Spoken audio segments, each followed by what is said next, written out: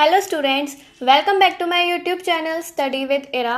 हमने 5 तरीके के बिजनेस फॉर्म्स पढ़ ली हैं। आज हम पढ़ेंगे choice of form of business organization. बहुत छोटा सा टॉपिक है। आज आपका चैप्टर यहाँ फिनिश हो जाएगा। तो चलिए स्टार्ट करते हैं।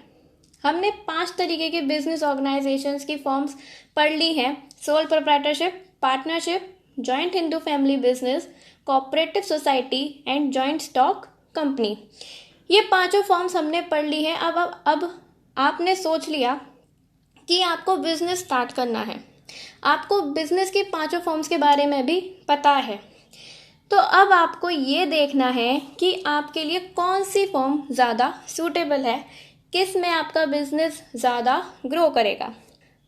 तो आपको यही देखना है कि कौन सा बिजनेस ऑर्गेनाइजेशन का फॉर्म आपको चूज़ करना है। कौन से फैक्टर्स होते हैं जिनको आपको कंसीडर करना पड़ेगा। तो चलिए स्टार्ट करते हैं।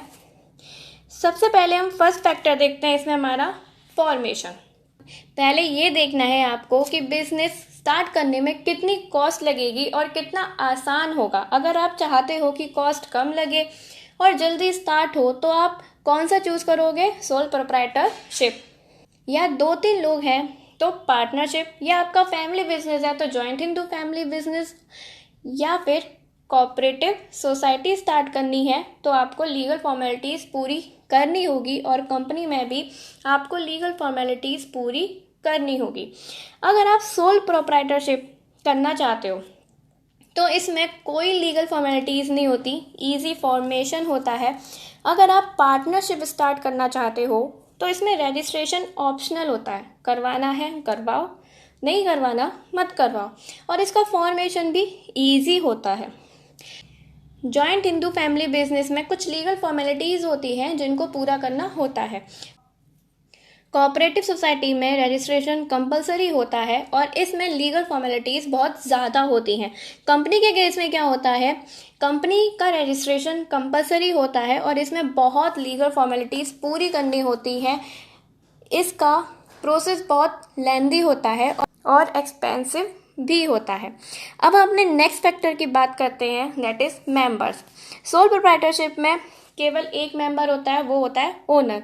पार्टनरशिप में मिनिमम 2 पार्टनर्स होने ज़रूरी हैं, तभी आपका पार्टनरशिप स्टार्ट होगा। मैक्सिमम बैंकिंग के केस में 10 होते हैं और अदर बिजनेस में 20 होते हैं।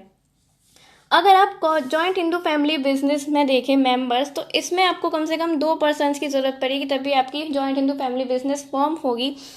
कोऑपरेटिव सोसाइटी में कम से कम 10 लोग होने चाहिए, इसमें कोई मैक्सिमम लिमिट नहीं हो सकती। कोऑपरेटिव सोसाइटी में आगे जाके कितने भी मेंबर्स इसको ज्वाइन कर सकते हैं। कंपनी हमारी 2 टाइप की होती है, private and public company. Private के केस में क्या होता है, मिनिमम 2 पर्सन्स चाहिए होते हैं इसमें प्राइवेट कंपनी को स्टार्ट करने के लिए, और मैक्सिमम इसकी लिमिट होती है 50। लेकिन पब्लिक कंपनी के केस में क्या होता है, पब्लिक कंपनी में मिनिमम मेंबर्स हमें कितने चाहिए होते हैं, 7। मैक्सिमम इसकी कोई लिमिट नहीं होती, अनलिमिटेड होती है, इसमें कितने भी मेंबर्स आके ज्वाइन कर सकते हैं। नेक्स्ट हम देखते हैं कैपिटल कंट्रीब्यूशन। कितनी कैपिटल आपको चाहिए अपना बिजनेस स्टार्ट करने के लिए। अगर आपका थोड़ा सा कैपिटल से काम हो जाता है तो आप सोल प्रोप्राइटरशिप ले लीजिए। अगर आपको थोड़ा और बड़ा चाहिए तो पार्टनरशिप है, जॉइंट हिंदू फैमिली बिजनेस है। देखिए, जॉइंट हिंदू फैमिली बिजनेस में आपके पास जो प्रॉपर्टी होती है ना, वो किसकी होती है, आपके एंसेस्ट्रल की होती है, ठीक है। अगर आप चाहते हो बहुत ज़्यादा कैपिटल तो कंपनी को चूज़ कर सकते हैं। नेक्स्ट फैक्टर है हमारा लायबिलिटी। अब लायबिलिटी मतलब रेस्पॉन्सिबिलिटी। 2 तरह की लायबिलिटी होती हैं, अनलिमिटेड लायबिलिटी और लिमिटेड लायबिलिटी। अनलिमिटेड लायबिलिटी मतलब फर्म के डेब्ट्स चुकाने के लिए ओनर की पर्सनल असेट्स तक बात आ सकती है। अगर आपकी अनलिमिटेड लायबिलिटी है तो फर्म्स के डेब्ट्स को चुकाने के लिए ओनर की पर्सनल असेट्स को भी बेचना पड़ सकता है। और लिमिटेड लायबिलिटी मतलब फर्म्स के डेब्ट्स को चुकाने के लिए ओनर की पर्सनल असेट तक बात नहीं आएगी, सिर्फ जो फर्म की असेट्स होती हैं उसी को बेच के फर्म का डेब्ट्स चुकाया जा सकता है। इसमें ओनर की किसी भी पर्सनल असेट्स पर बात नहीं आती है। अब हम बात करें सोल प्रोप्राइटरशिप की, तो सोल प्रोप्राइटरशिप में लायबिलिटी कैसी होती है, अनलिमिटेड होती है। प्रोप्राइटरशिप में इसमें भी अनलिमिटेड होती है, लेकिन सब पार्टनर्स की जॉइंट होती है, ठीक है। जॉइंट इंटू फैमिली बिजनेस में क्या होता है, जॉइंट इंटू फैमिली बिजनेस में बस कर्ता की लायबिलिटी अनलिमिटेड होती है, बाकी इसमें जितने भी मेंबर्स होते हैं उन सब की लायबिलिटी लिमिटेड होती है। कोऑपरेटिव सोसाइटी की भी लायबिलिटी कैसी होगी, हमारी लिमिटेड होती है, और कंपनी की लायबिलिटी भी हमारी लिमिटेड होती है। अगर आपको इससे मतलब नहीं है कि लायबिलिटी अनलिमिटेड हो, तो आप सोल प्रोप्राइटरशिप या पार्टनरशिप में से चूज कर सकते हो। लिमिटेड चाहते हो तो कोऑपरेटिव सोसाइटी या कंपनी में से या फिर जॉइंट इंटू फैमिली बिजनेस में से आप कोई भी चूज कर सकते हो। नेक्स्ट हम बात करते हैं कंट्रोल एंड मैनेजमेंट की। सोल प्रोप्राइटरशिप में पूरा कंट्रोल उसके ओनर के हाथ में होता है और सारे डिसीजन अपने बिजनेस के रिगार्डिंग भी ओनर ही लेता है, इसीलिए इसमें क्विक डिसीजन होते हैं। पार्टनरशिप में सारे डिसीजन सब पार्टनर्स की कंसेंट से लिए जाते हैं। इसमें पार्टनर्स का म्यूचुअल कंसेंट मिलना ज़रूरी होता है। जॉइंट इंटू फैमिली बिजनेस में क्या होता है, पूरा कंट्रोल किसके हाथ में होता है, कर्ता के हाथ में होता है। पूरा बिजनेस कर्ता ही देखता है। इसमें कोऑपरेटिव सोसाइटी के केस में क्या होता है, कोऑपरेटिव सोसाइटी में वोट देकर एक मैनेजिंग कमेटी को फॉर्म किया जाता है, मैनेजिंग कमेटी को बनाया जाता है। तो सारे डिसीजन कौन लेता है कोऑपरेटिव सोसाइटी में, सारे डिसीजन कोऑपरेटिव सोसाइटी में मैनेजिंग कमेटी ही लेगी, जिसको हम वोट देकर बनाते हैं। और सारे पूरा कोऑपरेटिव सोसाइटी की जितनी भी पावर्स होती है, जितना भी कंट्रोल होता है, सब इन्हीं के हाथ में होता है। कंपनी के केस में क्या होता है, कंपनी में क्या होता है, ओनरशिप सेपरेट हो जाती है। अगर आप चाहते हो कि बिजनेस चलता रहना चाहिए, मैं इन्वॉल्व हूँ या ना हूँ, then you should prefer joint stock company. Last factor हम देखते हैं कंटिन्यूटी। अब कंटिन्यूटी सोल प्रोप्राइटरशिप में क्या होता है, सोल प्रोप्राइटरशिप में हमारा बिजनेस अनस्टेबल होता है। अगर मान लीजिए ओनर की डेथ भी होगी तो आपका बिजनेस बाद में कौन चलाएगा, कोई नहीं चलाएगा ना, तो आपका बिजनेस बंद हो जाएगा।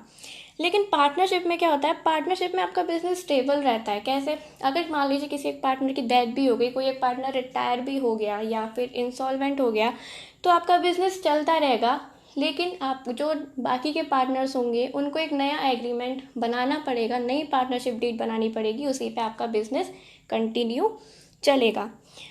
जॉइंट इंटू फैमिली बिजनेस में क्या होता है, जॉइंट इंटू फैमिली बिजनेस हमारा स्टेबल रहता है। इसमें अगर कर्ता की डेथ भी होगी तो नेक्स्ट जो भी फैमिली में जो भी एल्डर पर्सन होगा वो सारी रिस्पॉन्सिबिलिटी ले लेगा, तो इसमें भी आपका बिजनेस कंटिन्यू चलता रहेगा।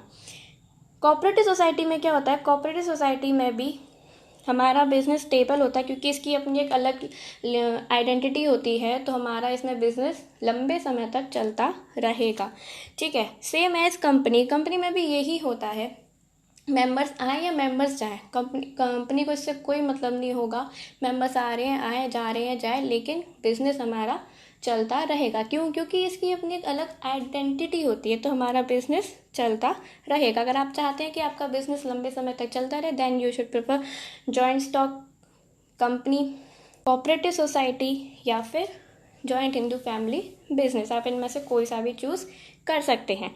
तो अपने बिजनेस की फॉर्म्स को चूज़ करने से पहले हमें ये पॉइंट्स को कंसीडर करना पड़ेगा, ये फैक्टर्स को हमें कंसीडर करना पड़ेगा, तभी हम अपनी फॉर्म चूज़ कर पाएंगे कि हमें अपना बिजनेस किससे स्टार्ट करना है, सोल प्रोप्राइटरशिप से स्टार्ट करना है या फिर पार्टनरशिप बनानी है या फिर जॉइंट इंटू फैमिली बिजनेस करना है या कोऑपरेटिव करना है या फिर कंपनी स्टार्ट करनी है। तो आपको ये सारे फैक्टर कंसीडर करने पड़ेंगे। तो यहाँ पे हमारा ये चैप्टर फिनिश होता है। आई होप आपको समझ में आया होगा, तो प्लीज़ लाइक एंड शेयर कीजिए अपने फ्रेंड्स के साथ एंड सब्सक्राइब भी कीजिए। अब हम मिलते हैं नेक्स्ट वीडियो में न्यू चैप्टर के साथ। Thank you.